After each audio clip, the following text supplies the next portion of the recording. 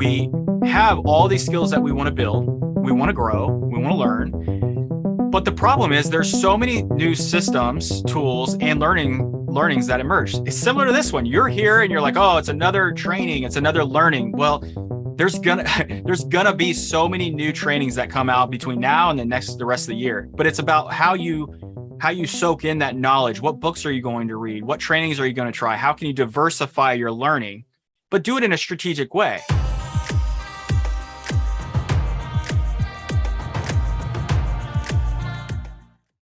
Like, even if you watch this training and then you want to go back in and go to like another, this is not your style, that's okay. I want to diversify your learning, and I want you to be aware of all the opportunities that are out there to learn. And I want you to find what's most meaningful to you and what's most impactful to you. Because I've learned from, I'm basically a serial learner, and I love learning new things. It is how it's gotten me to where I am today. So I want to encourage you to start thinking about, whoa, what systems, tools, and learnings do I have in my tool belt? How am I approaching what I'm learning and why I'm learning it in the companies that I'm supporting? How am I thinking about that? And that just makes things go a little deep. But we're going to get deep today. And you can come back and rewatch this because you're here today, and there might be a lot to take in from this, but that's okay. Let's keep going. So there's two problems that I want to show. And the problem number one is skill fragmentation.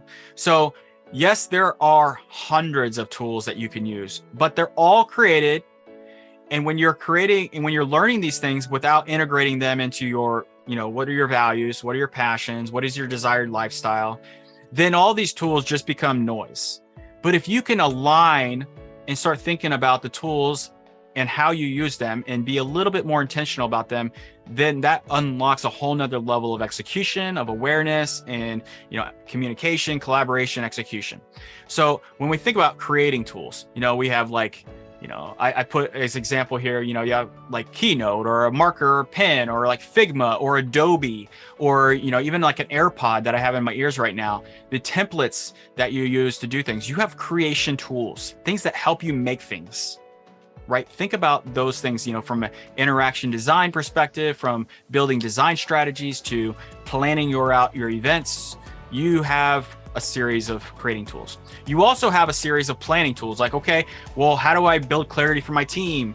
How do I build alignment? How do I collaborate? Where did this Google Doc go? What is these Google Sheets?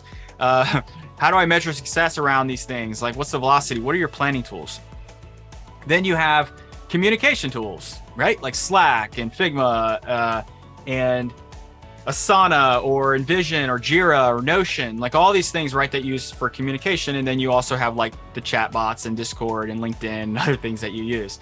There's learning tools like Netflix, YouTube, LinkedIn Learning, Next Level UX, lynda.com, all those things. And then there's expression tools, right? Like your Dribbble, your Twitter, your Instagram, Facebook, to express yourself, to really form your identity. Like, who are you? What's your identity? And how do these things work? So obviously this is kind of like a chaotic sketch of all the things that are out there for you. But our goal is to not let this be a fragmentation in our life. Its purpose is to like help you realize that like you don't need to use all of these tools. You can dial it into like maybe the 5 or 10 that are most important to you that really help advance you and also your team. So I'm just trying to open the door, right? There's a skill fragmentation, but that doesn't mean that you have to be fragmented with that experience, right? You can connect the dots. You can show up and use the tools that serve you the best. There's the other side of this is like the soft skills, like, understanding how to communicate better, understanding systems, understanding strategy, understanding how to have influence in your team and in your role in your company, understanding how to understand marketing or visual design. And if you're not in the design field, you could fill these bubbles with the actual large themes of the things that you have in your industry, and think about how do you integrate practice into your daily, weekly, and monthly life. So the problem too here is that these skills are kind of developed in a vacuum. And when I say vacuum, like you might not know that 4 or 5 other people in your staff or on your team are trying to learn the exact same thing.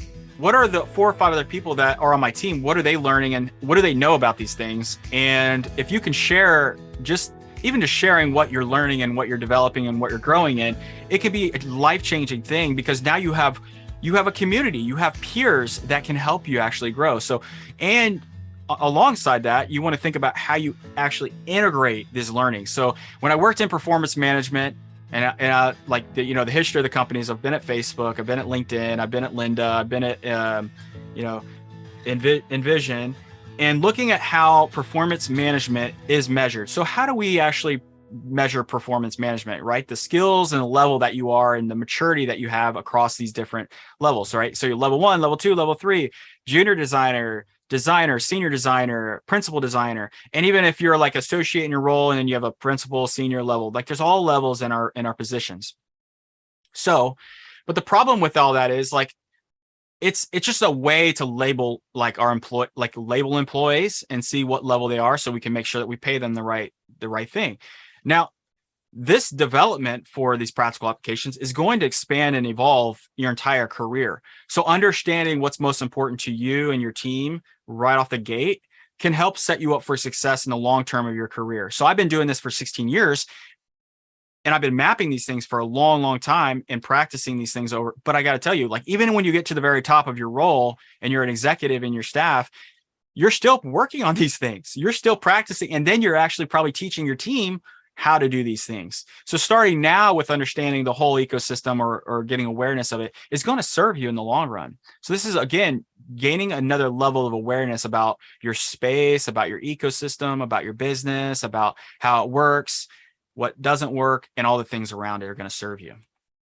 All right, so I'm going to show you 3, and I hope this is so far getting the wheels turning, getting you thinking about, how reflecting right now. So meet product designer number 1. This is just like a persona from the research that I've done in the space.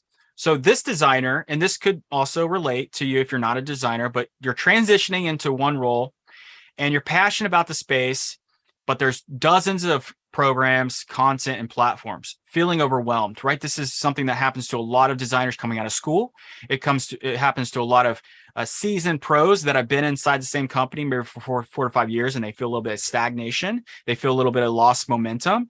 So the questions that they typically ask are like, how do I manage where to go to learn these new skills, right? It's obvious that there's a lot of tools to use, but it's not obvious on how you actually like get super laser focused on learning the right skills that are actually going to move the needle for you and your team, right? How do you integrate all these new tactics into your daily rituals? Like, how do you practice, right? That goes back to the practical application that I was just talking about with problem number 2. Then there's like focusing on the right focus areas, right? Maybe your manager thinks you should focus on one thing. Your peers think you should focus on another thing. You haven't gotten the feedback, so you don't really know what you need to develop in. So it's a similar problem. Or where do you get that motivation and clarity to make sure you're on the right path, right? I mean, maybe you could get coaching, or you could get a mentor, or you could go into programs like this. How do you start a development plan? Like, what is even in a development plan, and how do you start creating one? Well, from the homework that you can get, and I'll share a little bit about the homework of the Clarity Builder course, that's going to help you really get an understanding and awareness of like where you should start.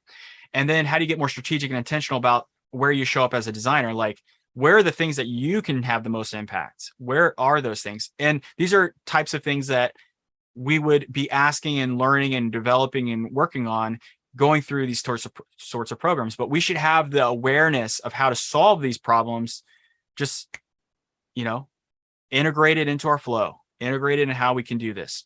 The other designer is thinking about like they kind of lost an identity. They've been traditionally trained and through an authoritarian manager or business that has literally told them what to do every step of the way their entire career. Now, this has happened so much because, these companies are old. They've been around for, 10, 20, 30, 40, 100 years, and they have a certain way that they want you to do things. But you coming into those things, this is similar to the school system, where you go into a system that's already created, but it's not customizing, it's not integrating with what your needs are and what you need. So this designer needed to reform their identity and figure out like who they were, because they were transitioning to another role, but they're like, well, shoot, what kind of designer am I? What kind of legacy do I want to leave behind? What am I, like, just how do I even describe who I am and what I want to do? This is another opportunity for accelerating an awareness and a reflection practice so that you can start knowing this and you never lose connection with who you are. You never lose connection with the things that are most important to you.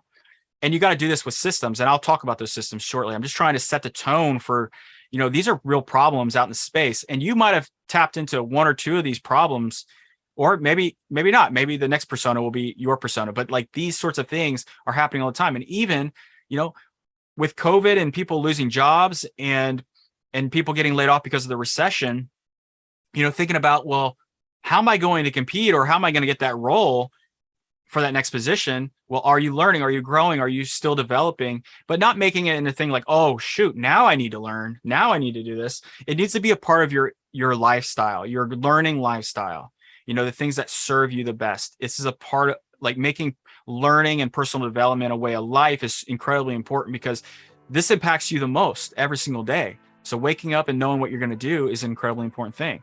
And then this other director level persona is like, they need to elevate the team, the coach, the business, the mentor. This persona, they really want to elevate the team, right? Get the understanding. So they're also saying like, where do I start with coaching and accelerating my team? They might be learning these things, but they also need to be able to develop and build a greater impact for their team and their business, right? How do they integrate these trainings and these new routines with the team that they're going through? There's all sorts of problems too at that level. And again, it comes back to skill fragmentation and not knowing really like where it is that drives the most impact. So these are all things that I love to coach about and I teach about inside my programs, but it's just so important because again, all of these companies, so I've worked at, I went to SCAD, Savannah College of Art and Design, incredible programs, incredible facilities, really where it tapped into this next level awareness of design and how incredible it can be. Also learned incredible practices playing baseball my entire life and being a catcher and really understanding like how to really increase your awareness in what you see, the details and how you plan really can take you to a whole nother level of awareness. And then also going through each of these roles and companies that I've been at, I've mapped these companies, I mapped these teams, understanding what it takes to raise the bar of your output and create world-class products that are really solving problems for people, but also, creating a vast amount of wealth and a vast amount of happy lifestyles and positive actions. Now what I'm doing, I'm building out this next level UX training program. I'm building a show called Makers. This is a long process. It's like building, if you've ever watched on Netflix, these like reality shows where people are making things and building things. I want to do that for the product and design space. I also created these 2 courses that I think are the most pivotal skills that you can learn in product and design. And if you're a business owner, is learning how to concept map with mapping to learn.